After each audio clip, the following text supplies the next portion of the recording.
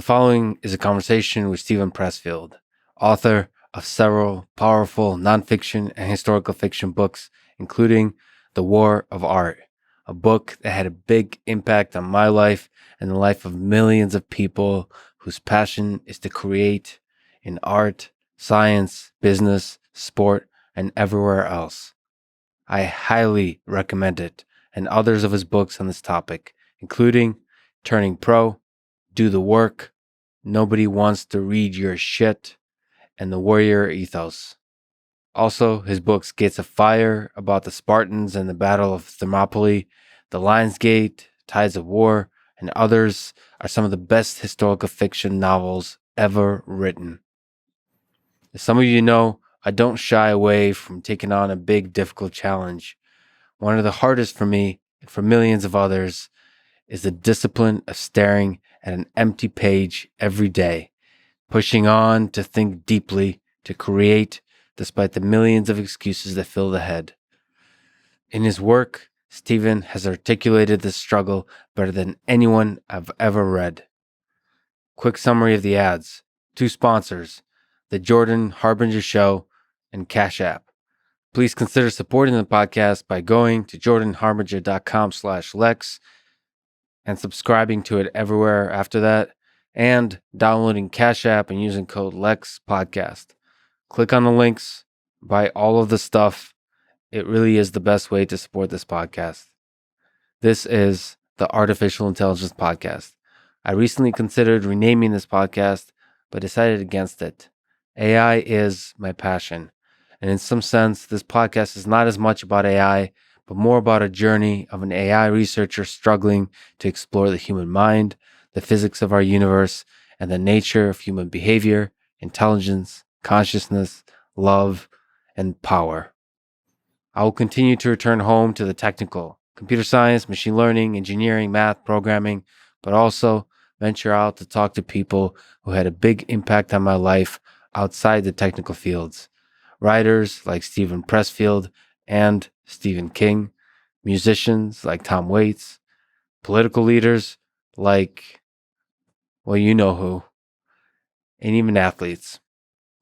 I hope you join me on this journey. As usual, I'll do a few minutes of ads now and no ads in the middle that can break the flow of the conversation. Click on the links, buy all of the stuff. It's the best way to support this podcast. This episode is supported by the Jordan Harbinger Show. Go to jordanharbinger.com/Lex. It's how he knows I sent you. On that page, there's links to subscribe to it on Apple Podcasts, Spotify, and everywhere else. I've been binging on this podcast. Jordan is a great human being.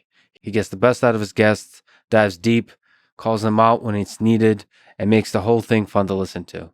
He's interviewed Kobe Bryant, Mark Cuban, Neil deGrasse Tyson, Garry Kasparov, and many more. I just finished listening to his recent conversation with Mick West about debunking conspiracy theories. This topic can be both fascinating and frustrating on both sides. But in this conversation, Jordan thread the needle beautifully, and so it turned out to be a great listen. I highly recommend it. Again, go to jordanharbinger.com/Lex. It's how he knows I sent you. On that page, there's links to subscribe to the show on Apple Podcasts, Spotify, and everywhere else. This show is presented by Cash App, the #1 finance app in the App Store. When you get it, use code LEXPODCAST. Cash App lets you send money to friends, buy Bitcoin, and invest in the stock market with as little as $1. Since Cash App allows you to buy Bitcoin, let me mention that the cryptocurrency in the context of the history of money is fascinating. I recommend A Cent of Money as a great book on this history. Debits and credits on ledgers started around 30,000 years ago. The US dollar created over 200 years ago, and the first decentralized cryptocurrency released just over 10 years ago. So given that history, cryptocurrency is still very much in its early days of development, but it's still aiming to, and just might, redefine the nature of money. So again, if you get Cash App from the App Store or Google Play and use the code LEXPODCAST, you get $10, and Cash App will also donate $10 to FIRST, an organization that is helping advance robotics and STEM education for young people around the world. And now, here's my conversation with Steven Pressfield. Modern society, in many ways, dreams of creating universal peace. And yet, war has molded civilization as we know it throughout its history. So, let's start at the high philosophical level. If you could imagine a world without war, how would that world be different? Perhaps put another way, what purpose has war served?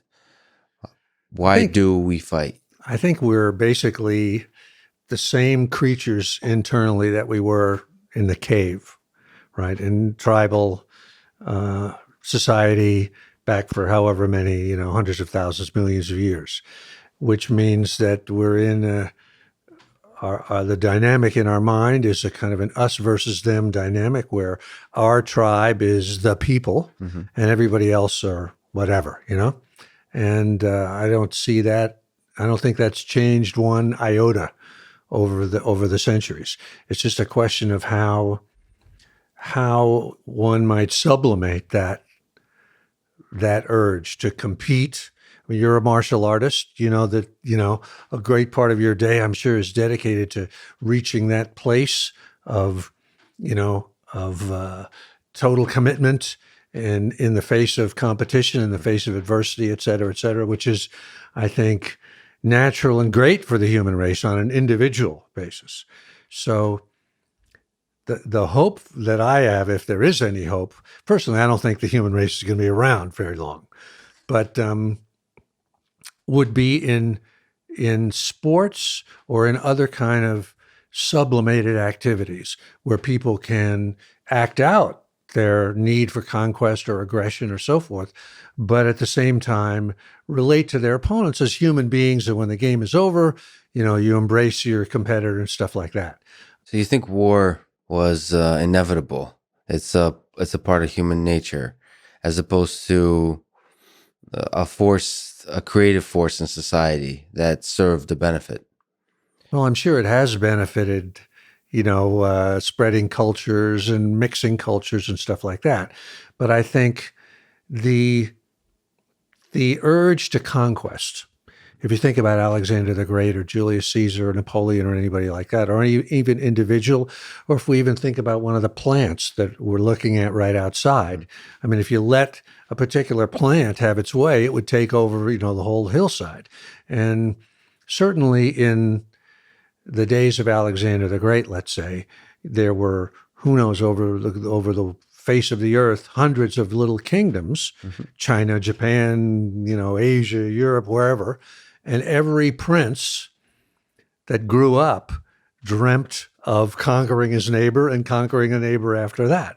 That seems to be a universal human imperative, at least in the male of the species. So and war is just a realization of that imperative. I think so. So you've written about Spartans in the Battle of Thermopylae, you've about Alexander the Great, about the 6-Day War in 67 in Israel against Egypt, Jordan, Syria.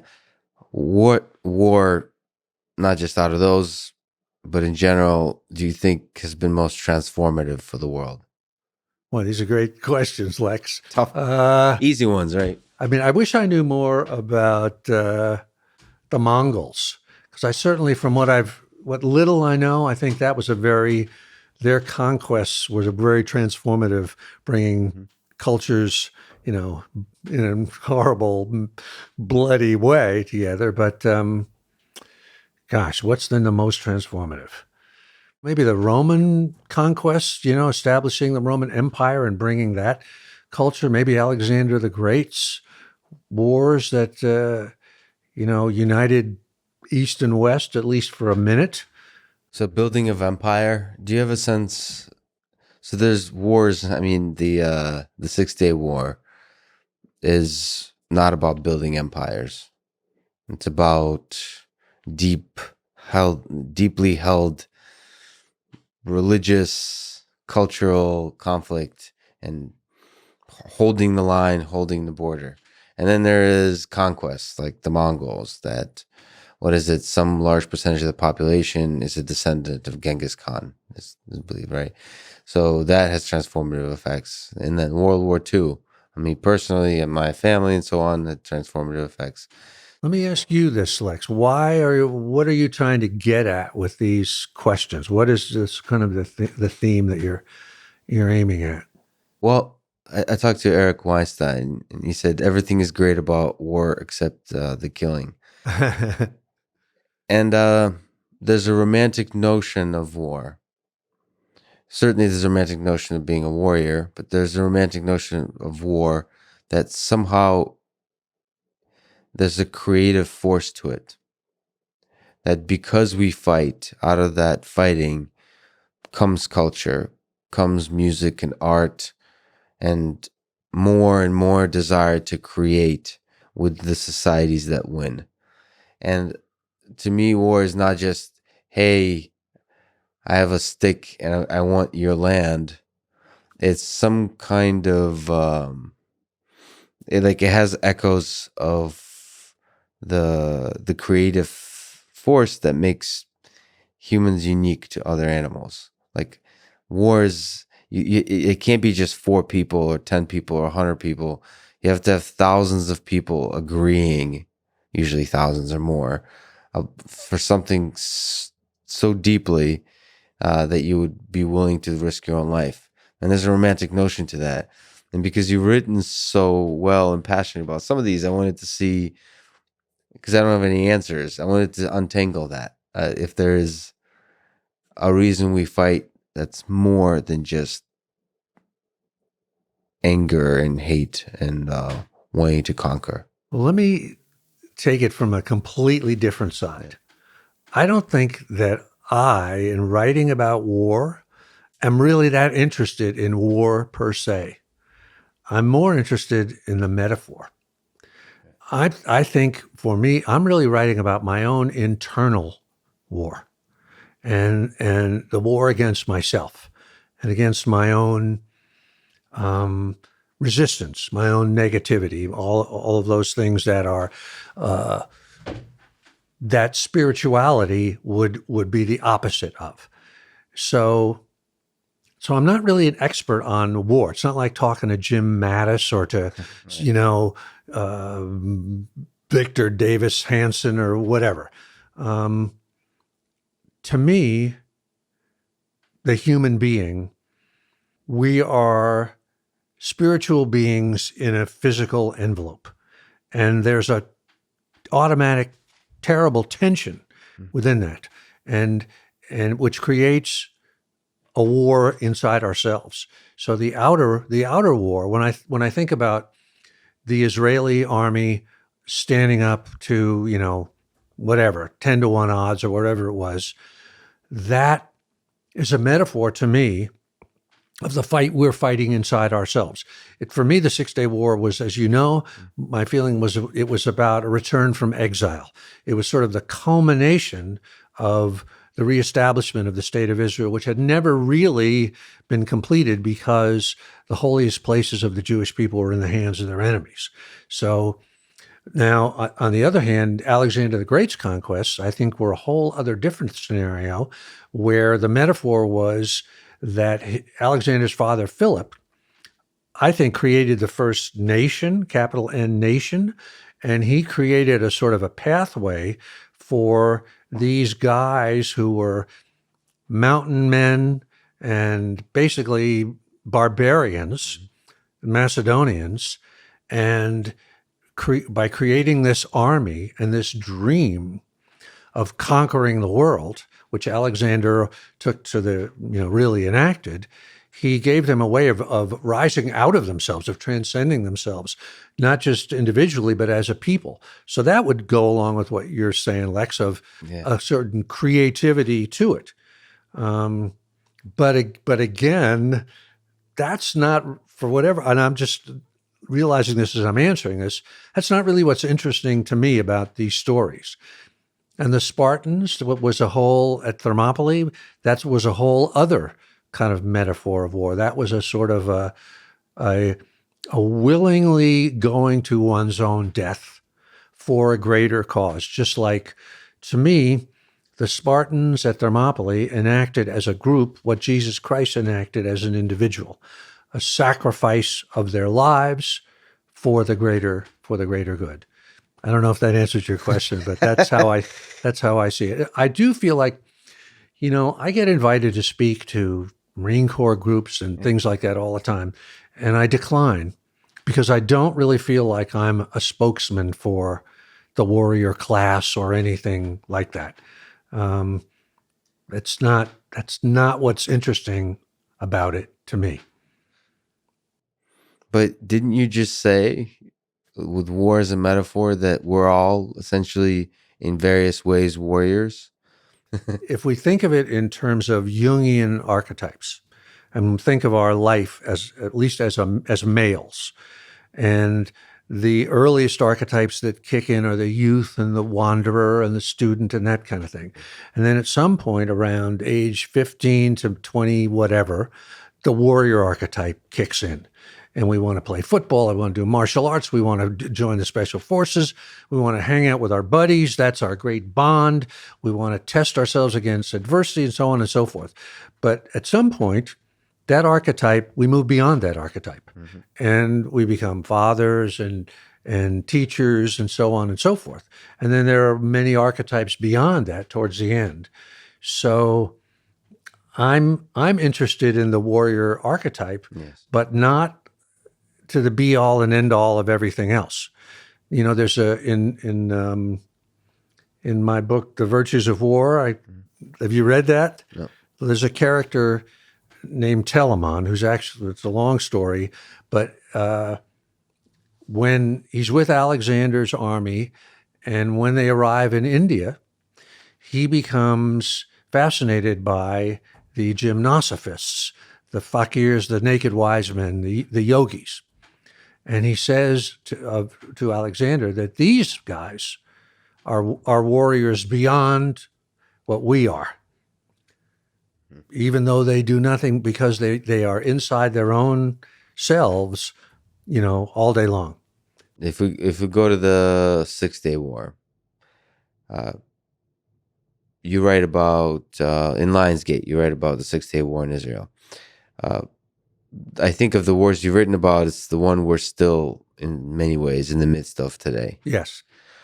So, what is at the core of that conflict in Israel? The Israeli-Palestinian conflict? I mean, today it's the Israeli-Palestinian conflict, but it's echoes of the same conflict in that part of the world with Israel. What is, in your sense, the nature of that conflict? What can we learn about society and human nature from that conflict? That is one of the hottest conflicts that still goes on today.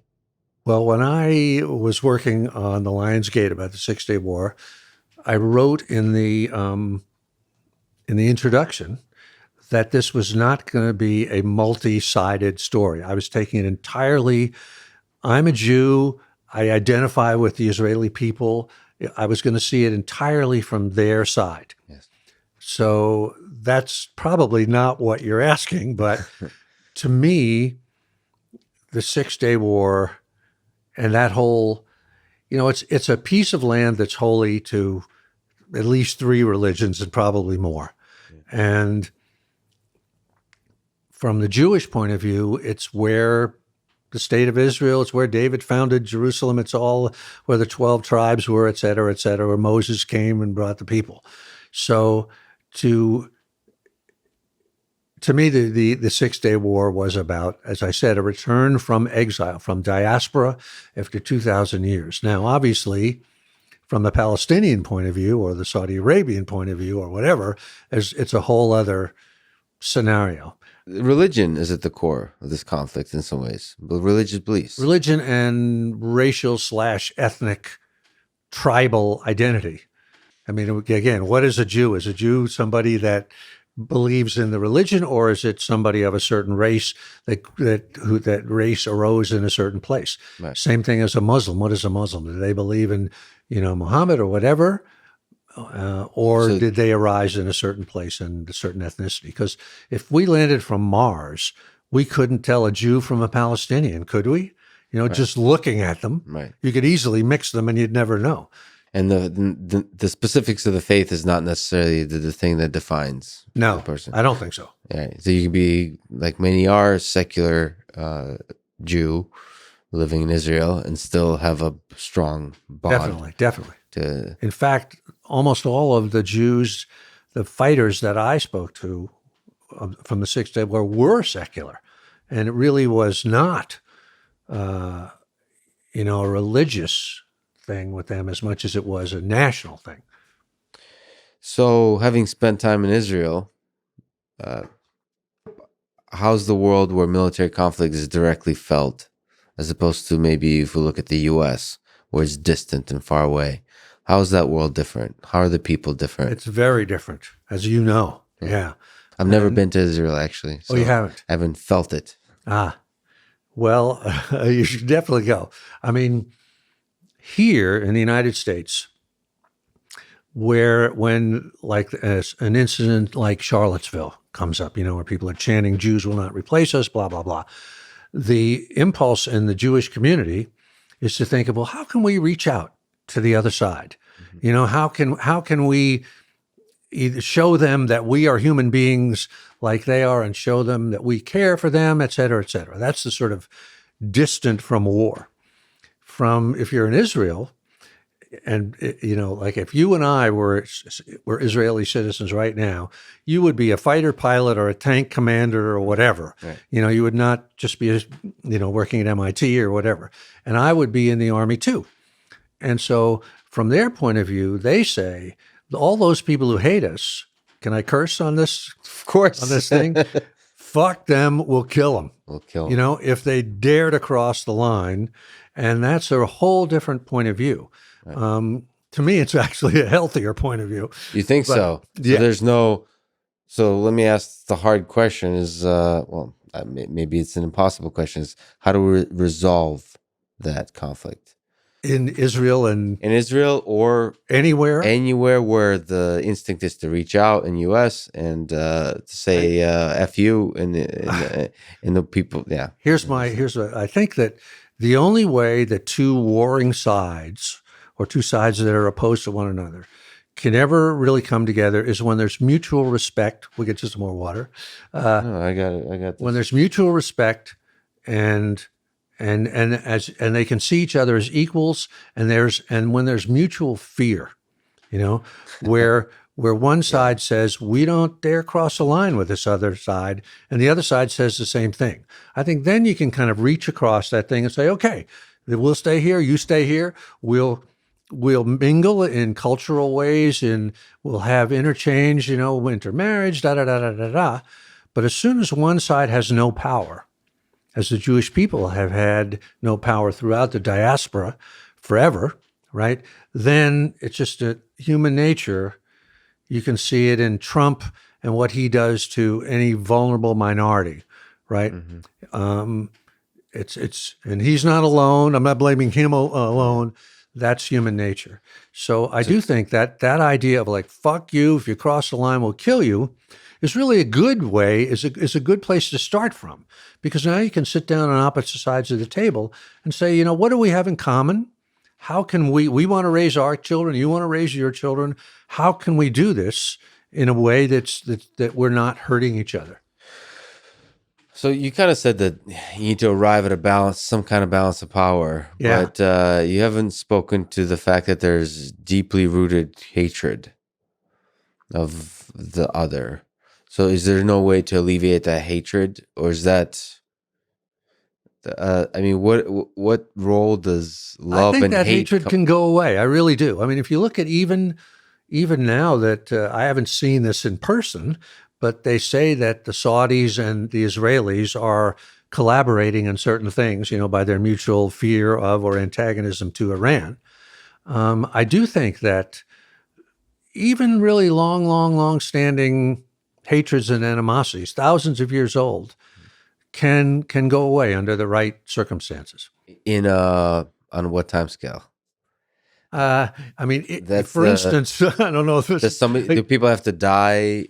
Do generations have to die and pass away, and new generations come up with less hate, or can a single individual learn to not hate? I think a single individual can learn to not hate, because it certainly doesn't seem to, over thousands of years, doesn't seem to work. We keep thinking that that's going to happen.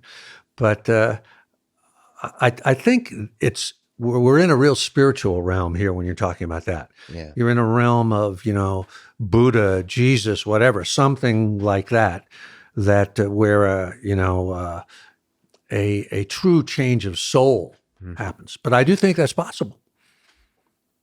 So, what do you think is the future of warfare, especially with what many people see as the expansion of the military-industrial conflict?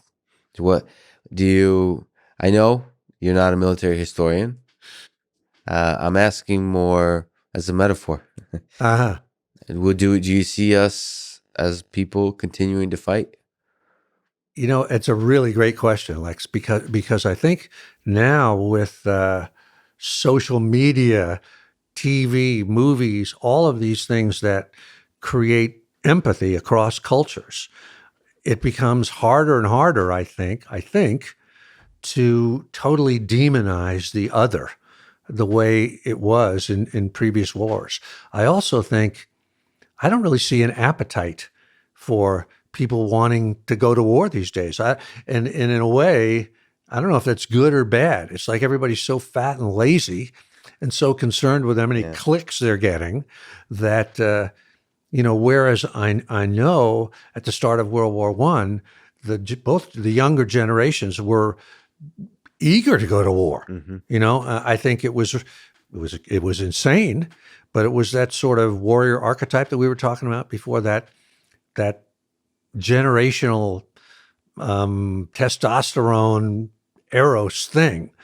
Whereas nowadays, I don't know. I mean, it's hard to say there's not going to be another war because there always are, but it's sort of hard to imagine people getting off their ass these days to do anything. Well, it's funny that you mentioned social media as a place for empathy, sure, but it's in a sense it's a place for war as Or well, hatred, yeah, true. for hatred, and perhaps the positive aspect of hatred on social media is that it's somewhat less harmful than murder, and so it kind of dissipates sort of the hateful. You get the hate out at Yeah, at a at a less yeah. on a daily basis, and thereby never boils up to a point where you want to kill. It's also a really weird thing that's going on that I don't know if anybody really understands, like with video games, where kids are acting out these incredible horror things, right? But you know that if they cut their finger, they would like freak out, Yeah. And I also don't think that many of the people that are hateful on social media, if they were face to face with the person, it wouldn't. So there's a sort of a two mental spheres happening at the same time, and I don't know how that maps to the plays actual out. military, how that actually maps to military conflict. Yeah. Just like if you in the United States have a draft, for example, how the populace would respond different than they did in previous generations. Yeah, I think they certainly would. Yeah. Another question, not sure if you've thought about it, but I work on building artificial intelligence systems. In our community, many people are worried about AI being used in war. So automating the killing process.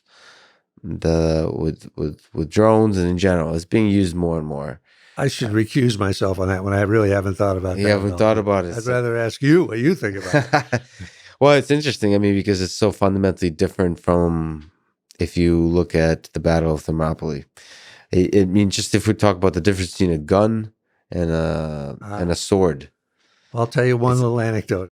There was a Spartan king. I don't know which one it was, but at one point they showed him a new invention, and it could launch a bolt that would, kill someone at a range of 200 yards. Yeah. And the king wept and said, "Alas, valor is no more."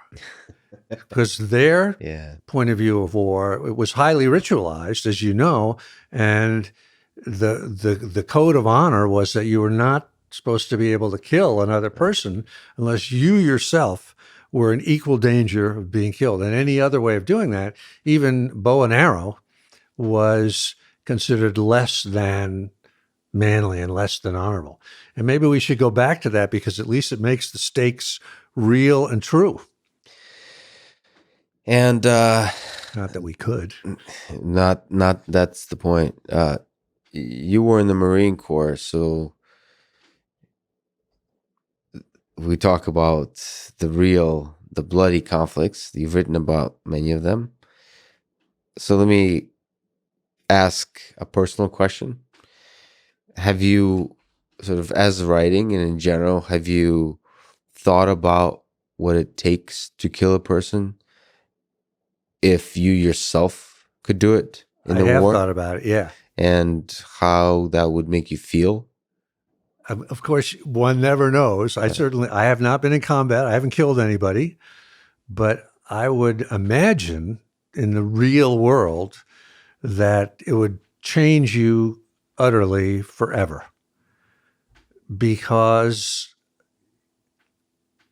you can't help but identify with the person that you've just killed. Yeah. And it's another human being. And I have a hard time killing a spider. So I would imagine that it's something that warriors understand and nobody else understands. And you've spoken with many. You've spoken with people who've seen military combat. Oh, yeah. In Israel. What have they been able to articulate the experience of killing? It's sort of just what I said. I mean, I'm even thinking of one pilot that I interviewed over there, who was strafing a tank in his Mustang and saw at really low altitude and, saw what his bullets did to the guy and could see his face and everything like that, which is even, one remove or more removes from an infantryman, what an infantryman does. And he said that that same thing that I said, that it just changes you and you can never say it, never look at the world or look at anything the same way again. And when that happens at scale, so it's thousands, tens of thousands, hundred, that changes entire societies. I mean, that's what we've seen. At least but the problem is it doesn't change the politicians back home. Right. How important is mortality, finiteness, the fact that this thing ends, to the creative process? So killing in war really emphasizes that, but in general, the fact that this thing ends. It does? It does. And shit. And on a serious note, do you think about your own mortality? Do you meditate on your own mortality when you think about the work you do? That's another great question, Lex. I'm 75, and I had breakfast in New York a few months ago with a friend of mine who's like my exact same age. And I said to him, Nick, do you ever think about mortality? And he said, every fucking minute of every day. And I was kind of relieved to hear that, because I do too. But I always have, I think. And I think, the fact of mortality is kind of gives meaning to life. I think that's why we want to create. That's why we want to make a mark of some kind, and the other aspect of it is what's on the other side of that mortality. I'm a believer in previous lives, so I sort of, the question I've never been able to answer among many, many others is like, why are we even here? Right. Why are we in the flesh? I like to believe that God or some force we're on some kind of journey, but I'm not sure why we were put in this world where the ground rules are, if you think about animal life, that you cannot live from one day to the next without killing and eating some other form of life. I mean, what a demented thing. Why couldn't we just have a solar panel on our head and, be friends with everybody? So I don't get what that was all about, but that's sort of the big issue. Have you read Ernest Becker's Denial of Death, for example? Ernest Becker's a philosopher that said that the fear of death is really the primary driver of everything we do. So Freud had what Right. I would agree with that.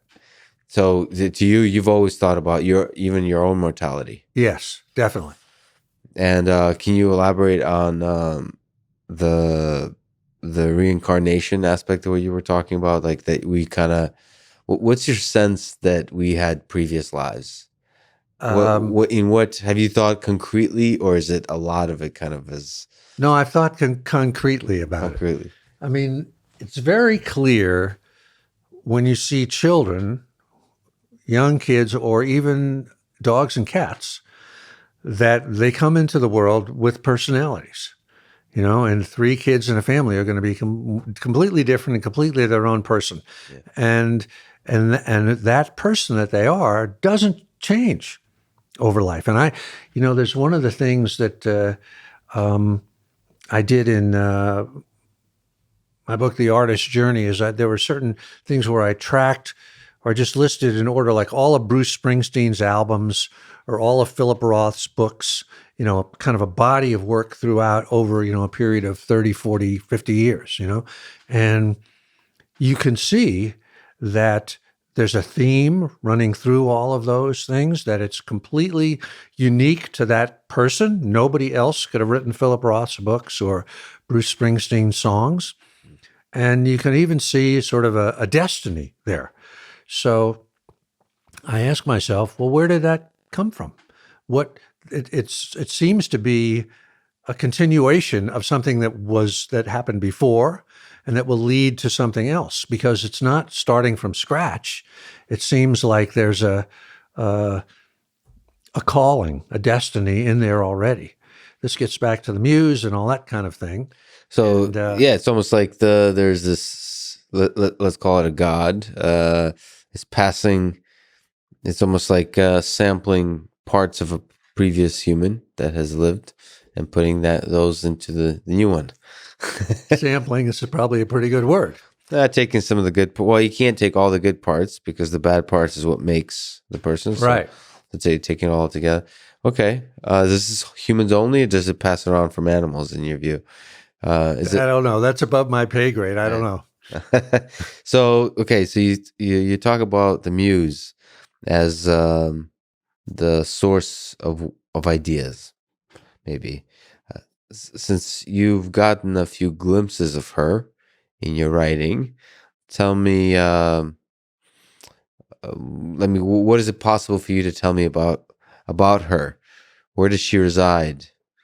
What does she look like? I mean, you can look at it in many different ways, right? The Greeks did it in an anthropomorphic way, right? They created gods that were like human beings.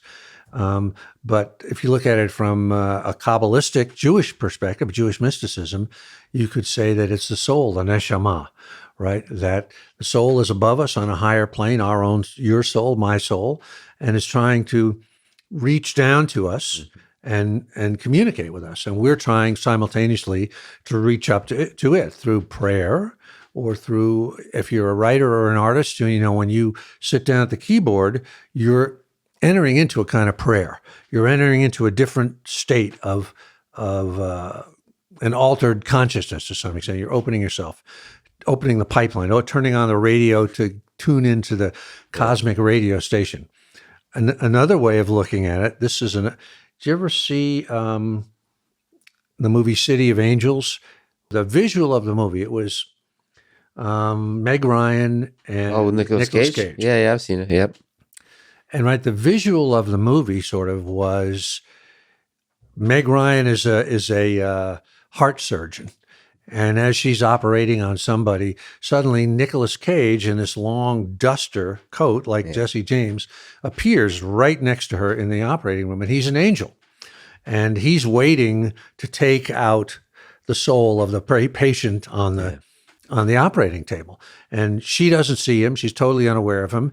And so is everybody else in the operating room, except maybe the guy who's about to die, who suddenly sees him. But I kind of believe that there are beings like that. Or if you don't like that, it's a force, it's a consciousness, it's something that are right here, right now. and they're trying to communicate to us, and like through a membrane, like tapping on that window over there. They're like right out there, and they carry the future. They are everything that is in potential. All the works that you will do, Lex, your startup, whatever else you're doing, they know that. And it's not really you that's coming up with those ideas, in my opinion. Those things are appearing, it's like somebody knocks on the door and puts it in. I mean, in the Iliad, where gods and goddesses appear along with the human antagonists on the battlefield all the time, right? There'll be, Homer flashes to Olympus and then back to the real world. And there's a thing where one Aphrodite, let's say, wants to help Paris.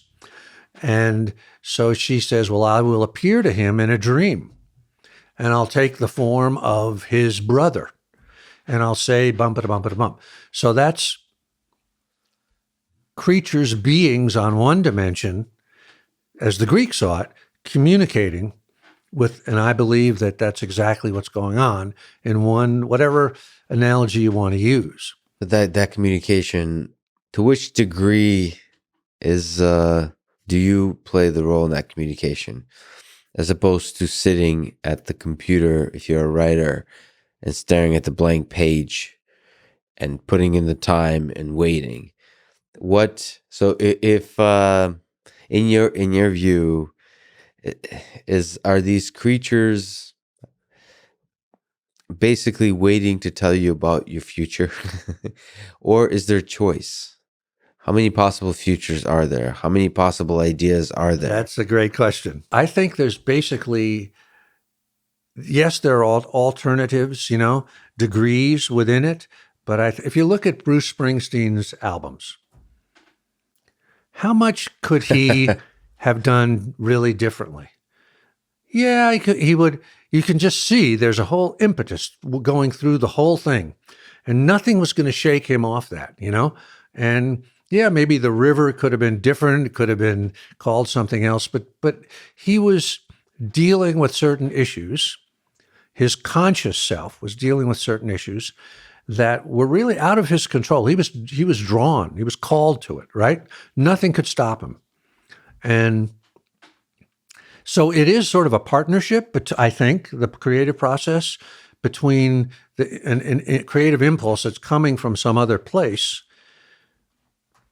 or it's coming from deep within us, is another way to look at it. It's like if we're acorns and we're growing into oaks.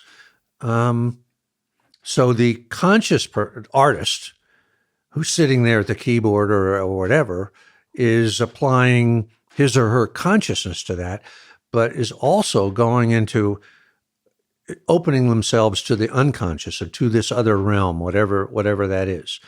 I mean, certainly songwriters for a million years have said, a song just came into their head, right? Yes. Poem, just all they had to do was write. But then you ever see that thing of Keats's notes for A Thing of Beauty is a Joy Forever? It's like covers an entire page, and it's like, he's crossing this out and that out and the other. So his conscious mind is working on it. But I do think it's a partnership. And I think that, I know when I was first starting out as a writer, I worked in advertising, and I tried to do novels that I could never do. I was like really unskilled at getting to that, tuning into that station. I beat my brains out and was unable to do it, except because I was sort of trying too hard. It was sort of like a Zen monk or a monk of some kind trying to meditate, and just like constantly thoughts driving you crazy. But over time, knock wood, I've kind of gotten better at it. And I can sort of let go of that part of me that's trying so hard. And so these angels can speak a little more easily through the membrane. Can you put into words the process of letting go and clearing that channel of communication? What does it take? That's another great question. For me, it took probably 30 years. And I guess I would liken it to meditation, even though I'm not a meditator. Right. But it would seem to me to be one of the hardest things in the world to just sit still and stop thinking, right? And so it's very hard to put into words. And I think that's why these teachers of meditation use tricks and koans and stuff like that. But for me, at least, I think it was just a process of years and years of trying, and finally of beating my head in the wall, and finally, little by little, giving up that beating of the head. But there doesn't seem to be any trick. Everybody wants a hack these days, Right. and I don't think there is a hack. If you look at it in terms of the goddess, the muse, she's watching you down there, beating your head in the wall. You're like a Marine going through an obstacle course, or a martial artist trying to learn, like Uma Thurman in the casket, trying to make that little 4-inch punch, The muse or the goddess is just sort of watching, going, it's Lex, he's trying. He's trying. I'm going to come back in another couple of months and see if he's still there. Yeah. And finally she'll say, all right, he's paid his dues. Yeah.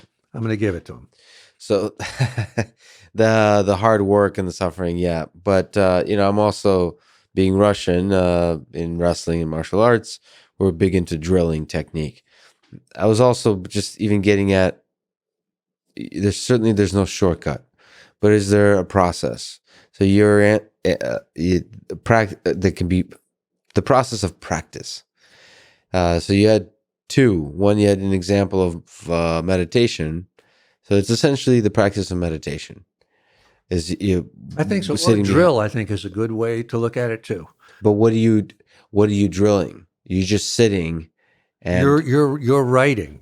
Just writing. You're writing. Then you're looking at what you wrote. You're hitting moments when it flows. And then your other hitting moments where you just can't do anything, and you're trying to, from the moments where it flowed, you're trying to come back and look at it and say, what did I do? How did that happen? Where was my mind? But I think it's just a process of over and over and over and over until finally it gets a little bit easier. And did you always, when you read something you write, did you always have a pretty good radar for what's good and not after it's written? No. I think I do now, but no, it was always really hard for me to know what was good. Do you edit? The process of editing is the process of looking at what you've written and improving it. Are you a better writer or an editor? How often do you edit? That's another great question. Great question, because I do think that in writing, the real process of looking at it is the process that an editor does, rather than what a writer does. The gentleman I was just talking to on the phone is my editor, Sean Coyne, who was the guy who bought Gates of Fire when he was an editor at Doubleday, and who basically, when I finish a book, I give it to him, and he gives me, he editing doesn't really mean like crossing out commas. It really means looking at the overall work and saying, does it work? And if it doesn't work, why doesn't it work? Is there something wrong here?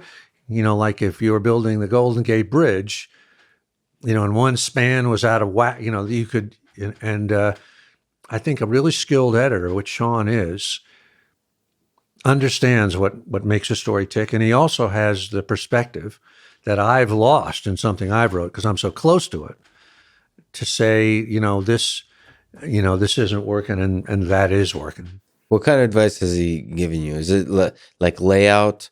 Like this story doesn't flow correctly. Like you shouldn't start at this point, or does he even sit back at a higher level and say, "I see what you're doing, but you could do better"?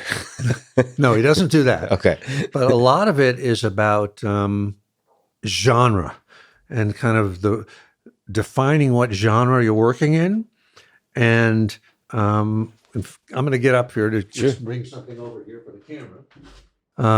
This was one where Sean tore this down and made me start from scratch. Okay. And what the specifics of it were really, this is a supernatural thriller. That's the genre, sort of like Rosemary's Baby or The Exorcist.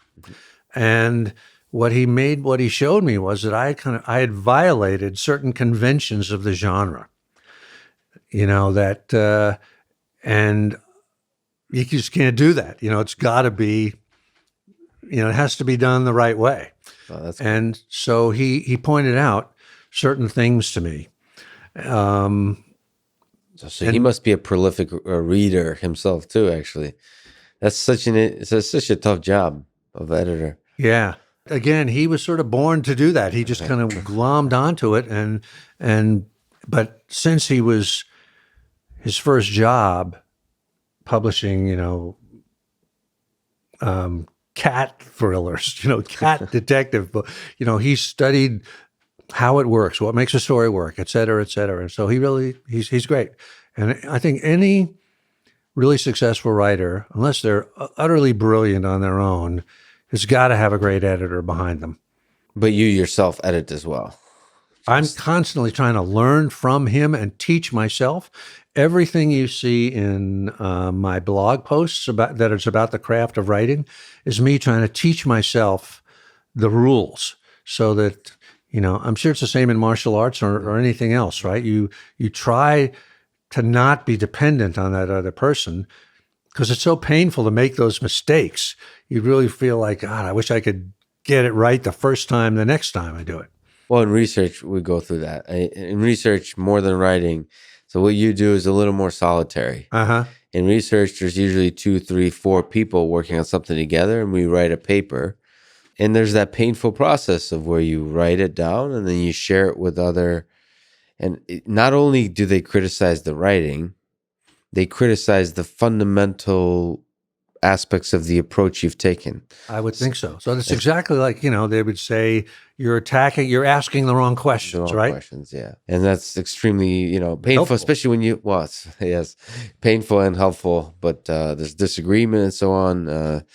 And through that comes out a better product in the end. Because you want to still have an ego, but you also want to silence it every once in a while. So there's a balance. In your book, The War of Art, you talk about resistance with the capital R as the invisible force in this universe of ours that finds a way to prevent you from starting or doing the work. Where do you think resistance comes from? Why is there a force in our mind that's constantly trying to jeopardize our efforts with laziness, excuses, and so on? That's another great question. I mean, in Jewish mysticism, in Kabbalistic thinking, it's called the Yetzer Hara, right? And it's a force that if this up here is your soul of Neshama trying to talk to you, us down here, the Yetzer Hara is this negative force in the middle. So I'm not the only one that ever thought about this. But, and I don't know if anybody really knows the answer, but here's my answer. I think that there are two places where we as human beings can seat our identity. One is the ego, the conscious ego, and the other is the greater self. And the self in the Jungian sense. The self in the Jungian sense includes the unconscious and butts up against what Jung called the divine ground, which I would call the muse, the goddess, or whatever. And I think, and the ego is just this little dot inside this bigger self. Mm-hmm. And the ego has a completely different view of life as from the self. The ego believes, I'm going to give you a long answer here, Lex. No, perfect. The ego believes that death is real. The ego believes that time and space are real. The ego believes that each one of us is separate from the other. I'm separate from you. I could punch you in the face and it wouldn't hurt me. It would only hurt you. And in the ego's world, the dominant emotion is fear, because we are all made of flesh. We can all die. We can all be hurt. We can all be ruined, bump. So we are protecting ourselves, and even our desire to create, as we were talking about before, comes out of that fear of death. The self, on the other hand, the greater self that butts up against the divine ground, believes that death is not real, that time and space are not real, that the gods travel swift as thought. And the ego also believes that, the self believes that there's no difference between you and me, that we're all one. If I hurt you, I hurt myself, karma, right? And in the world of the self, of the greater self, the dominant emotion is love, not fear.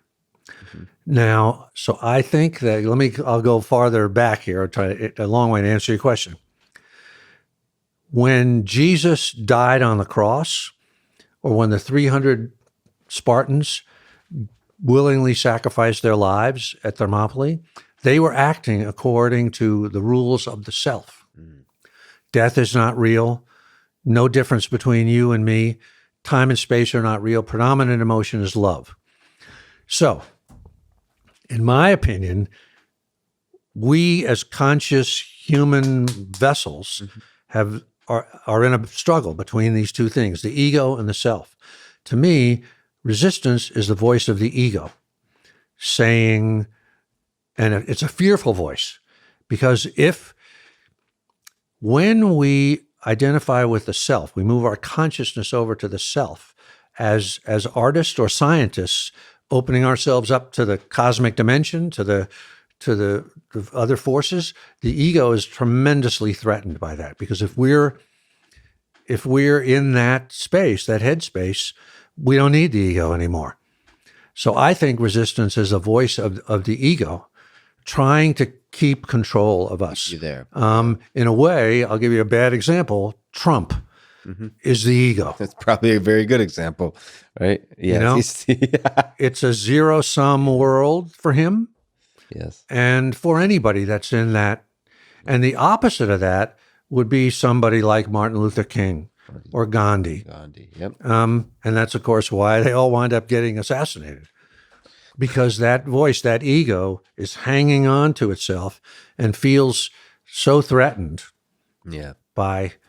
I could talk more about this if you want. No, for sure. That's fascinating. It's interesting why the fear is attached to the ego. I really like this dichotomy of ego and self and that struggle. It's just ego has the self-obsession of it. Why fear is such a predominant thing? Like, why is resistance trying to undermine everything? It's fear. It's out of fear. Let's think about the whole thing in terms of stories. In a story, the villain is always resistance, is always the ego. The hero is always, of course, always is not everything, but you know what I mean, pretty much, represents kind of the self. If you think about the alien on the spaceship, that's like the ultimate kind of villain. It keeps changing form, right? First it goes on the guy's face, then it pops out of his chest, but it always just has that one monomaniacal thing to destroy, and just like the ego, just like resistance. And maybe Alien is a bad example because Sigourney Weaver has to sort of fight on the same terms as the alien. But maybe a better example might be something like Casablanca, where in the end, the Humphrey Bogart character has to, operating out of the self, has to give up his selfish dream of going off with Ingrid Bergman, Ilsa Lund, the love of his life, and instead, puts her on the plane to Lisbon while he goes off to fight the Nazis in the desert. I don't know if that's clear, but in almost every story, the villain is the ego, is resistance, is fear, is that zero-sum thing. And in almost every story, the hero is someone that is willing to make a sacrifice to help others. It's letting go of that fear is what leads to productivity and to success. Yeah. Do you think there's this is probably the answer is either obvious or impossible, but do you think there's an evolutionary advantage to resistance? Like, what would life look like without resistance? That's another great question. I also believe that resistance, like death, gives meaning to life. Right. If we didn't have it, it's going to be, what would we be? We'd be in the Garden of Eden picking fruit and just happy and stupid, And I do think that myth of the Garden of Eden is really about this kind of thing, where Adam and Eve decide to sort of take matters into their own hands and acquire knowledge that until then God had said, I'm the only one that's got that knowledge. And of course, once they've acquired that knowledge, they're cast out into the world you and I live in now, where they do have to deal with that fear and they do have to deal with all that stuff.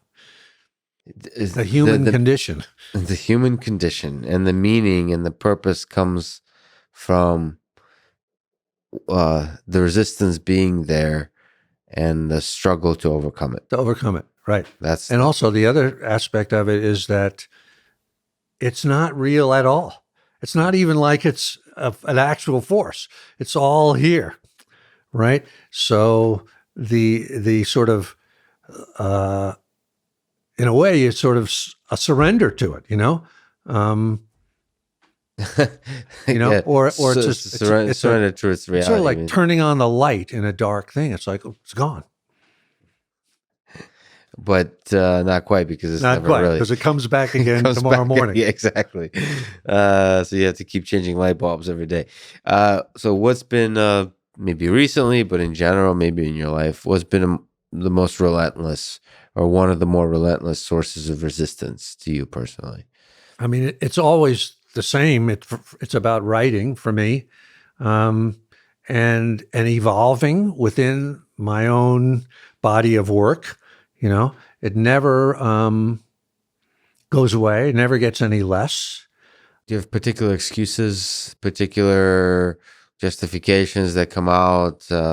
No, it's always the same. Well, I would say it's always the same, but it's really not, because resistance is so protean. It keeps changing form, and as you move to hopefully a higher level, resistance gets a little more nuanced and a little more subtle, trying to fake you out. But I think you learn that it's always there, and you're always going to have to face it. So, I mean, your battle is sitting down and writing to some number of words to a blank page. Yeah. Do you have a process there with this battle? Do you have a number of hours that you put in? I'm definitely a believer that even though this battle is fought on the highest sort of spiritual level, that the way you fight it is on the most mundane. I'm sure it's like martial arts must be the same way. I mean, I go to the gym first thing in the morning, and I sort of am rehearsing myself.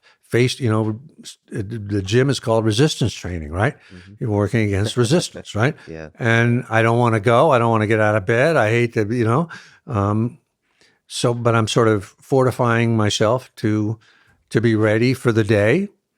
And, like I said, over years, I've learned to sort of get into the right kind of mindset, and it's not as hard for me as it used to be. The real resistance, I think, for me, and I think this is true for anybody, is the question of sort of what's the next idea? What's the next book? What's the next project that you're going to work on? And when I ask that question, I'm asking it of the muse. I'm kind of saying, what do you want me, or I'm asking it of my unconscious. If we're looking at Bruce Springsteen's albums, it's kind of, well, what's the next album? Now he's on Broadway.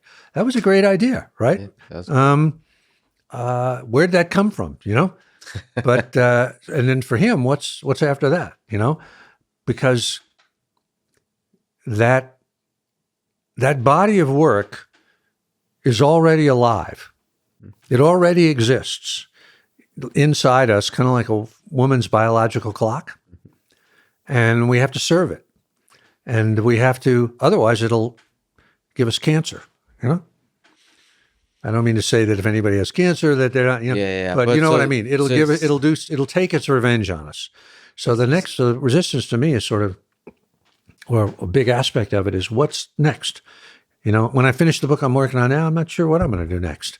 But see, at the same time, you have a kind of, you have a sense that there is Bruce Springsteen single line of albums. So like it's already known somewhere in the universe what you're going to do next, is the sense you have. In a sense, yes. I don't know if it's like predetermined, but there's something like that. Yeah, I'd like to believe that there's it's kind of like quantum mechanics, I guess. Once you observe it, maybe once you talk to the muse, it's one thing for sure. It was always going to be that one thing, but really, in reality, it's a distribution. It could be any number of things. Yeah, I think so. There's alternate realities. Alternate realities, yeah. But they're not that far apart. I mean, Bruce Springsteen is not going to write, a Joni Mitchell song, no matter how hard he tries. Still went on Broadway. I mean, he still did that, which is not a Bruce Springsteen thing to do. So I think you're being, in retrospect, I think it is a Bruce Springsteen thing to do. It's a next sort of evolution for him. Why not take his music to there, In retrospect, it all makes perfect sense, I think. Yeah. Because if you pull it off, especially. Do you visualize yourself completing the work? Like Olympic athletes visualize getting the gold medal. Do you, they go through, I mean, that's actually you can learn something from athletes on that, is years out. Certainly 2-3 years out. Some people do much longer. Every day you visualize how the day of the championship will go. Down to, I mean, everything down to how will it feel to stand on the podium and so on. Do you do anything like that in how you approach writing? No, because it's always in the moment. Because it is in the moment. I think because it's such a mystery, you just don't know. I think it's different from sports, right? Because you don't know the destiny. There's no gold medal at the end. No, in fact, I would like to think that as soon as you finish one, the next day you're on the other. And in fact, hopefully you've already started the other. You're already, 100 pages into the other when you finish the first one. But it's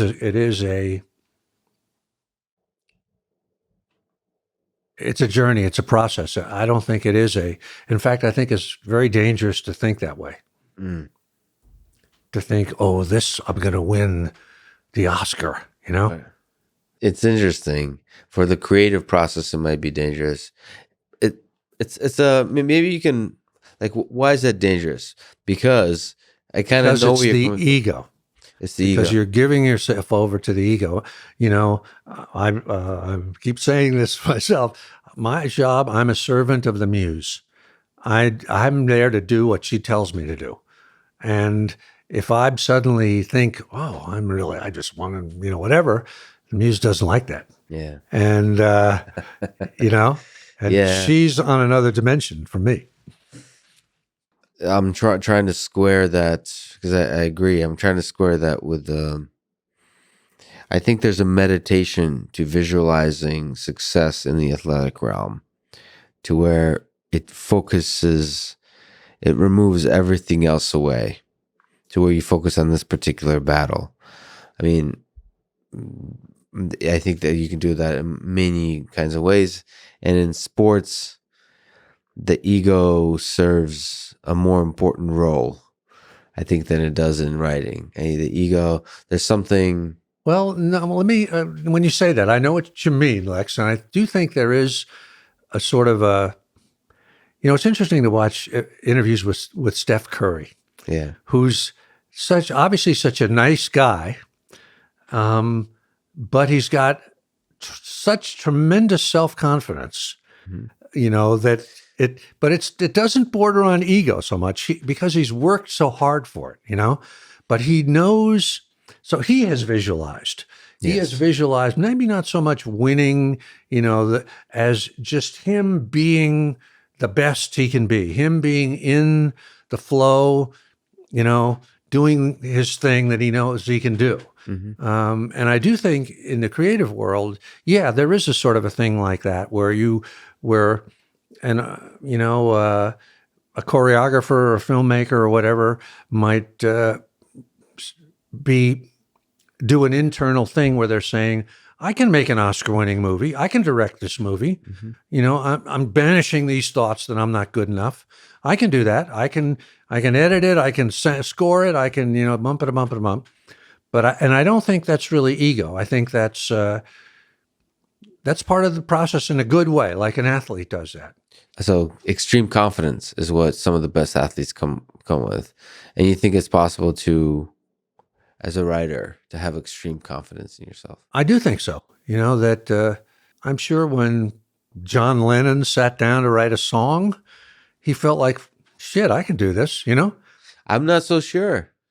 I think because of the great artists I've seen, and you're haunted by self-doubt. It's that resist. I mean, the confidence. Yes, but I mean, I guess, but even beyond the self, within the self, above the self-doubt. Oh, it's the bigger picture. The self-belief, The Yeah, I'm freaking out. Yeah, I'm worried that I'm not going to be able to do it. But, I know I can do this. Yeah. And when you take a bigger picture view Yeah. of it. So the writing process, is it fundamentally lonely? So no, because you're with your characters. You are. So you really put yourself in the world. Absolutely. I've written about this before, that I used to have, my desk used to face a wall instead of seeing, and people would say, well, don't you want to look out the window? But I'm in here. I'm seeing, the Spartans. I'm seeing, whatever. And the characters that are on the page or that you create are not accidents. They're coming out of some issue, some deep issue that you have, whether you realize it or not. You might not realize it till 20 years later, or somebody explains it to you. So your characters are kind of fascinating to you, and their dilemmas are fascinating to you. And you're also trying to come to grips with them. You sort of see them through a glass darkly, and you really want to see them more clearly. So yeah, no, it's not lonely at all. In fact, I'm more lonely sometimes later going out to dinner with some people and actually talking to people. Do you miss the characters after it's over? Let's say I have affection for them, kind of like children that have gone off to college and now are, you only see them at Thanksgiving. Definitely I have affection for them. Even the bad guys. Maybe especially the bad guys. Especially the bad guys. You've said that writers, even successful writers, are often not tough-minded enough. I've read that in a post. That you have to be a professional in the way you handle your emotions. You have to be a bit of a warrior to be a writer. So, what do you think makes a warrior? Is a warrior born or trained in the bigger realm, in the realm of writing, in the creative process? I think they're born to some extent. You have the gift, like you might have the gift as a martial artist to do whatever martial artists do, but the training is the big thing. 90% training, 10% genetics, and I use another analogy other than warrior as far as writer, and that's like to be a mother. If you think about, if you're a writer or any creative person, you're giving birth to something, right? You're carrying a new life inside you. And in terms of bravery, if your 2-year-old child is underneath a car is coming down the street, the mother's going to like stop a Buick, with her bare hands. So that's another way to think about how a writer has to think about, or any creative person has to think about, I think, what they're doing, what this child, this new creation that they're bringing forth.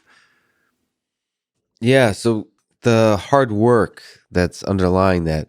I've just a couple of weeks ago just happened to be in the same room, both gave talks, Arianna Huffington. I did this conversation with her. I didn't know much about her before then, but she has recently she wrote a couple of books and been promoting a lifestyle where she created the Huffington Post, and she gave herself 20 hours a day, just obsessed with her work. And then she fainted, passed out, and kind of there were some health issues. And so she wrote this book saying that, sleep. Basically, you want to establish a lifestyle that doesn't sacrifice health, that's productive but doesn't sacrifice health. She thinks that you can have both productivity and health. Criticizing Elon Musk, who I've also spoken with, for working too hard and thereby sacrificing, being less effective than he could be. So I'm trying to get at this balance between health and obsessively working at something and really working hard. So what Ariana is talking about makes sense to me, but I'm a little bit torn. To me, passion and reason do not overlap much or at all sometimes. Maybe I'm being too Russian, but I feel madness and obsession does not care for health or sleep or diet or any of that. And hard work is hard work, and everything else can go to hell. So if you're really focused on whether it's writing a book, everything should just go to hell. Where do you stand on this balance? How important is health for productivity? How important is it to sort of get sleep and so on? I'm on the health side. Yeah. I mean, there was a period of my life when I was just I had no obligations, and I was just living in a little house and just working nonstop, But even then, I would get up in the morning and I would have liver and eggs for breakfast every day, and I would do my, exercise, whatever it was. But although I was still doing 18 hours a day, but I'm definitely, I kind of think of it sort of like an athlete does. Yeah. I'm sure that like Steph Curry is totally committed to winning championships and stuff like that. But he has his family. He sees his family is always there. I'm sure he eats, perfect, great stuff, gets his sleep, gets the training, whatever a trainer does to him for his knees and his ankles and whatever. So or Kobe Bryant or anybody that's it's operating at a high level.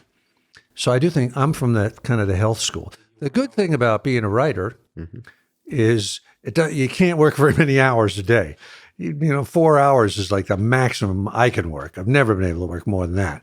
I don't know how people do it. I've heard of people do 10, 12, I don't know how they do it. So that gives you a lot of other time to optimize your health. Right? Yeah, to optimize your health. Because you need to. You're in training, you're burning up a lot of B vitamins when you're working there. Yeah, but maybe it's a Russian thing with you, Lex. Well, it's not even a Russian thing. I mean, it also may be youth. At 35, you can be crazy. That's what they keep telling me, but I'm pretty sure I'll be at it still at a later time too. I think it has to do with the career choice too. I think writing is almost, from everything I've heard, it's almost impossible to do it more than a few hours really well. When you start to get into certain disciplines, like with Elon Musk and me, engineering disciplines, that really there's a lot more non-muse time needed. Right. So the crazy hours that you often are talking about have to be done. And it doesn't. I think that's true. Yeah, so there's still the 2-3 hours of muse time needed for truly genius ideas, but it's something I certainly struggle with. But yeah, I hear you loud and clear on the health. So, what does a perfect day look like for you if we're talking about writing? An hour by hour schedule of a perfect day. I get up early. I go to the gym. I have breakfast with some friends of mine.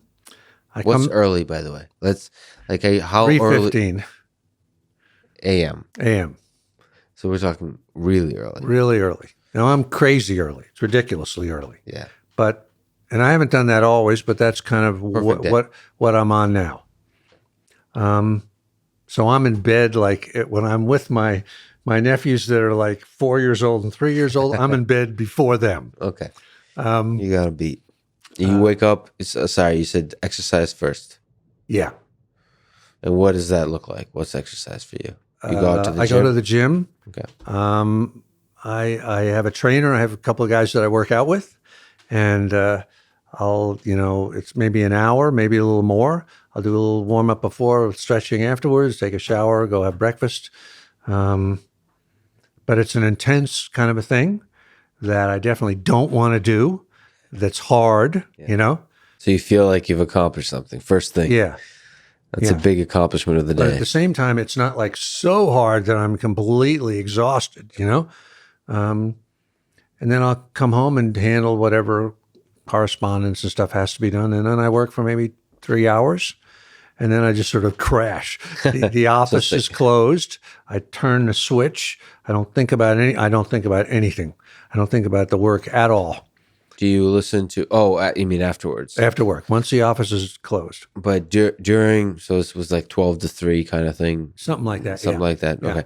Do you listen to music? No. Do you have anything? But that's just me. I mean, I don't think, but somebody could do It's it a million different ways. It's fascinating. You've also, of many writers, you've really, but like I've read Stephen King's writing, you've optimized this conversation with the muse you're having. Not optimized, but you've at least thought about it. So can you say a little bit more about the trivialities of that process of, like you said, facing the wall? Do you have little rituals? You mean like the granular aspect of it? The granular aspects, yeah. I do have little rituals. I do have all kinds of, which I'm not even going to tell you about. Sure. But the one thing, and I don't want to talk about this too much because it sort of jinxes things, I think. But the one thing I do try to do is when I sit down, I immediately get into it. First second. Yeah. I don't sit and fuck around with anything. I immediately try to get into it as quickly as I can. The other thing is that writing a book or screenplay or anything like that is a process of multiple drafts. And it's the first draft that's where you're most with the muse, where you're going to the blank page. Like right now, I'm on, I don't know what, the 5th or 6th, 7th draft of the thing I'm working on. So when I've got pages already written, and I'm kind of reading them afresh as I go through the story. So it's not quite where I am now. It's not quite a deep muse scenario. Partly it is, but it's also sort of bouncing back and forth between the right brain and the left brain. I'm kind of looking at it and trying to evaluate it, and then I'm going into it and try to change it a little bit. When do you sit down, get right into it? Do you know the night before of what that starting point is? I always try to stop, and I learned this. I think Hemingway wrote about this, or John Steinbeck, or or maybe both of them. To always stop when you kind of know what's coming next, so that you're not facing a chasm. Yeah. Okay. So, and afterwards, when you're done, the office is closed. The office is closed. I let the muse take care of it. And I don't want to. And I think it's a very unhealthy thing to worry about it or think about any creative process. You don't, like on a long walk later, think about... Yeah, then I will sort of keep my mind open to it, but I won't be like obsessing about it. Okay. Because actually on walks, sometimes things will pop into your head, and you'll go, oh, I should change that. But that's not your ego doing it. That's a deeper level. Okay, so how does the day end? So in terms of writing? So yeah, the writing, the office door closes, and then the rest of the day, just do whatever the hell. Maybe go out to dinner. My girlfriend is not here now. She's in New York working. We'll make dinner or whatever. Yeah. Go out to dinner, something like that. And maybe I'll read something, nothing heavy. And I go to bed pretty early. And the gym is a big thing for me. I'll already probably with you with martial arts. The night before, I'll be visualizing what I have to do the next day, and getting myself psyched up for that. Mm-hmm. And then I'll just conk out like a light and wake up at the crack of dawn. So looking out into the future, this year, next few years, What do you think the muse has in store for you? I don't think you can ever know. It's Do you have probably hopes? something along the same. I really believe, there's that exercise where they say to you, visualize yourself 5 years in the future, Yeah. and then write a letter from that person to yourself. I don't believe in that at all, because I don't think you can. There's a line in out of Africa that God made the world round so that we couldn't see too far ahead. You just don't know as a writer or as a creative person.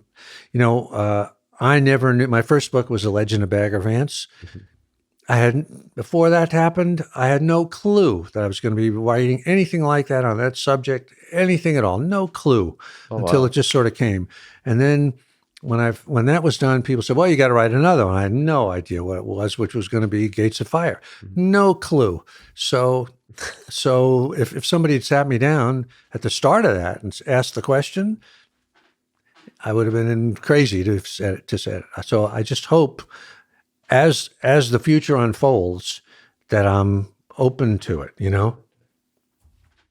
Well, I think I speak for a lot of people in saying that we look forward to what that future looks like. Stephen, thank you so much for talking Lex. today. It was fun. Hey, you got the best job in the world going around talking to people that you want to talk to, and that they will talk to you. You know. So thank you for doing it. Hey, thank you for the great questions. You made me think. I've certainly a bunch of questions I never have answered before. Awesome. So thank you thanks so much. a lot. Great. Thank you. Thanks for listening to this conversation with Stephen Pressfield. And thank you to our sponsors, the Jordan Harbinger Show and Cash App.